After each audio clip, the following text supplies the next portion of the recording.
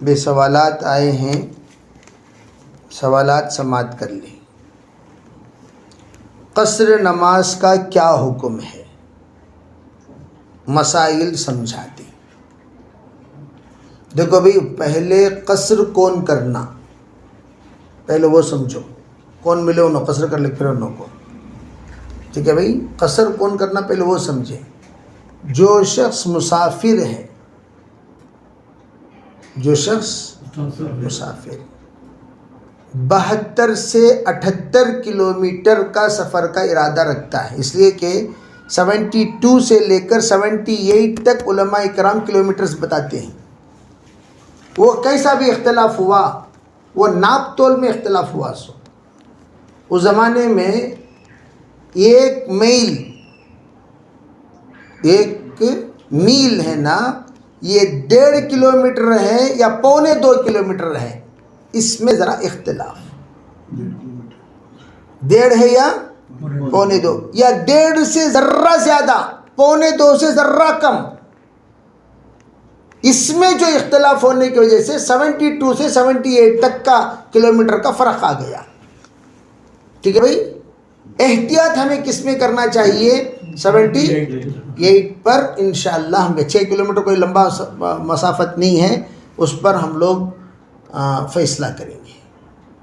تو جب ہم یہاں سے نکلیں تو کب قصر کرنا؟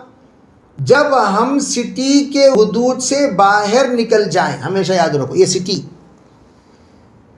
سٹی کی حدود سے کیا کرنا؟ باہر، جیسے اس طرف ایئرپورٹ، اس طرف کون؟ ایئرپورٹ سٹی کا لاسٹ لیول، وہاں اس کے بعد آپ جب سٹی کے باہر نکل جائیں گے تو آپ مسافر کہلائے جاؤ گے۔ سٹی کے اندر تک مقیم، بعض لوگ گھر سے نکل کو یشونت پور میں جاؤ قصر پڑتی،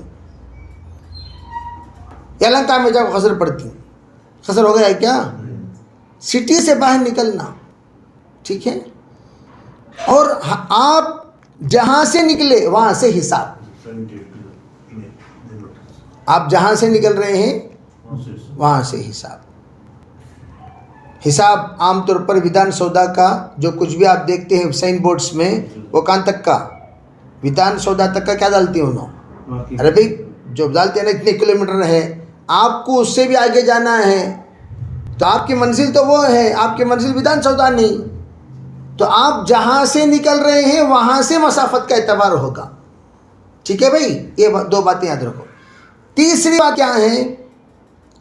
تیسری بات، آپ جب حدود سے باہر نکل جائیں گے اور آپ کی منزل 78 کلومیٹر کے بعد ہے تو آپ کا قصر کا حکم شروع ہو گیا، تو آپ 2 رکعت قصر کی نماز پڑھیں گے۔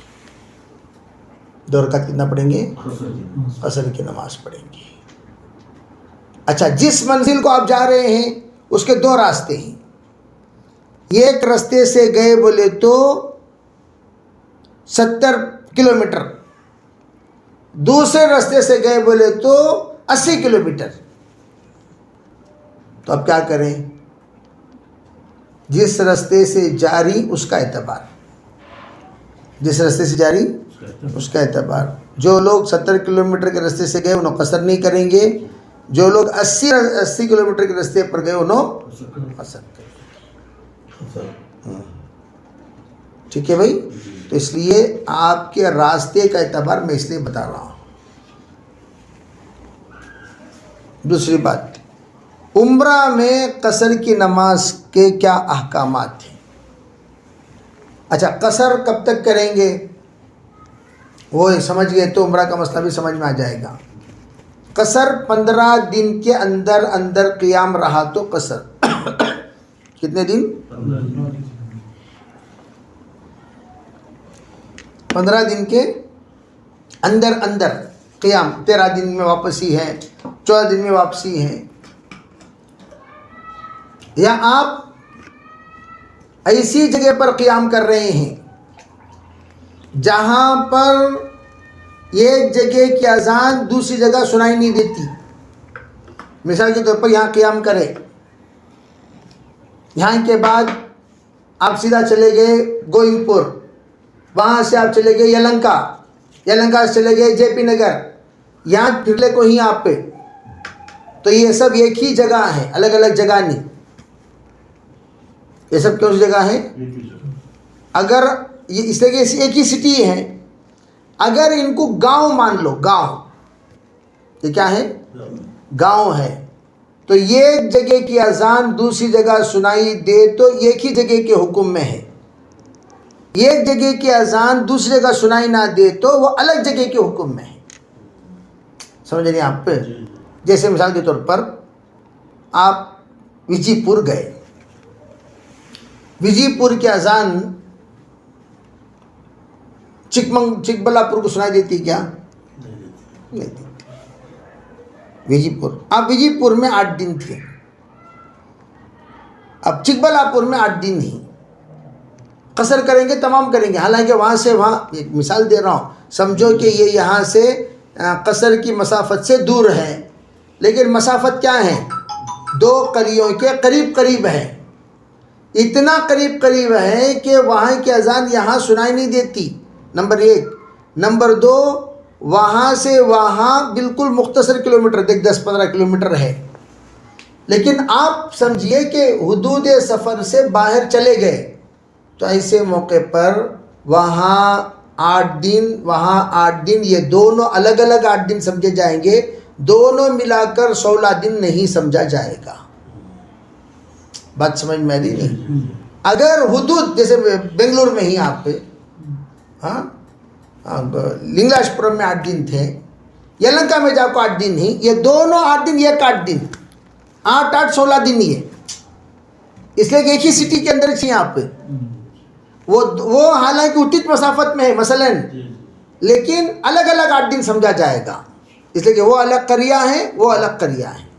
ٹھیک ہے بھائی؟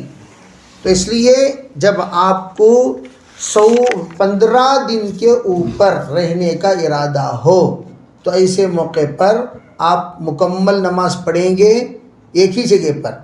اگر 15 دن سے کم کا ارادہ ہو تو آپ قصر کریں گے. عمرہ میں یہی قصہ, مکے میں 15 دن کے اوپر ہیں تو مکمل نماز پڑھو, مدینے میں 15 دن کے اوپر ہیں مکمل نماز پڑھو. نہیں, مکے میں کم دن ہے قصر کرو, مدینے میں کم دن ہے قصر کرو. جہاں پر جتنے دن ہوں گے وہاں کا وہ حکم لے لیا جائے گا. اسی لیے ایک اور مسئلہ سمجھیے, حج کے موسم میں جو لوگ مکے میں 15 دن کے اوپر رہ گئے وہ لوگ مینا میں مکمل نماز پڑھیں گے. جو لوگ مکے میں 15 دن سے کم رہے وہ مینا میں قصر پڑھیں گے. بات سمجھ میں آئی نہیں؟ کیوں؟ مینا آ کر مکے کے ہی ایک حصہ ہے, مینا مکے کا ہی ایک حصہ ہے, اس لیے مکے کا جو حکم ہوگا وہی کس کا حکم ہوگا؟ مینا کا حکم. اللہ تعالی ہمیں اس مسئلے کو سمجھائے. یہ تو رہی بات قصر کے سلسلے میں.